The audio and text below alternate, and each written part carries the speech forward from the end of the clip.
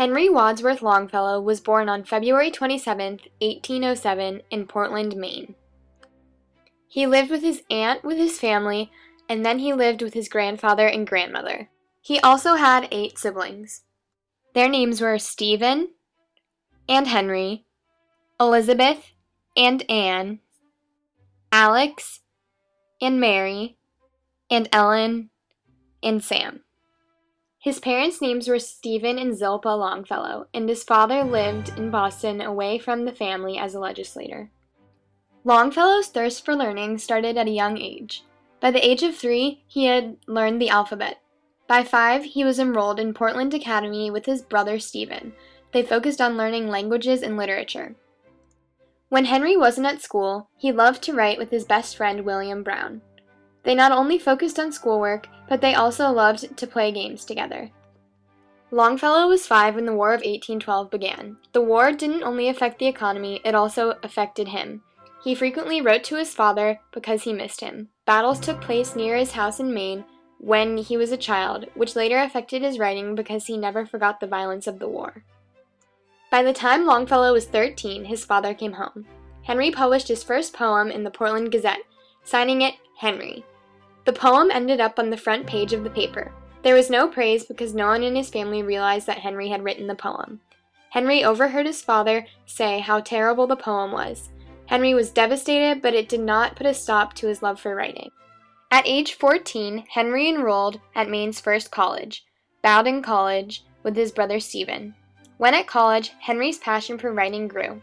His father was concerned about his future as a writer and argued with him to make him study law. Longfellow didn't obey his father and instead studied abroad in Europe and learned 7 languages. He continued writing and got inspiration from all over Europe. He returned home after 3 years. When Longfellow was 22, he began teaching French, Spanish, and Italian at the college he graduated from. During this time, he married Mary Potter. They returned to Europe for 2 years to improve his languages.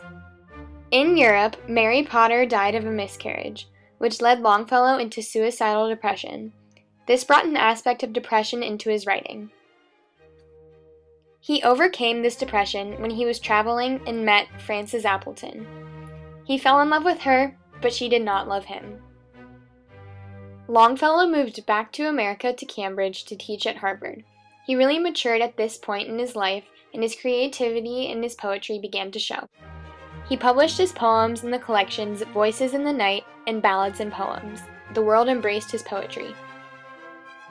As his fame increased, Frances began to fall in love with him, and they later got married.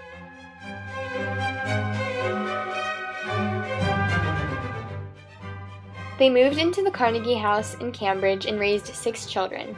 Their family became very close, which once again influenced his writing. Themes of his writing at this point became love, innocence, childhood, and comfort. At the age of 47, Longfellow resigned from teaching at Harvard and became one of America's first self-sustaining authors. Longfellow's elder years were very tragic. During the year that the Civil War started, his wife died because her clothing caught on fire. When he was trying to save her, his face and hands got horrible burns and scars. Longfellow grew his well-known beard to hide these burns. After Frances's death, Longfellow didn't write as much as he used to, but his popularity continued to grow.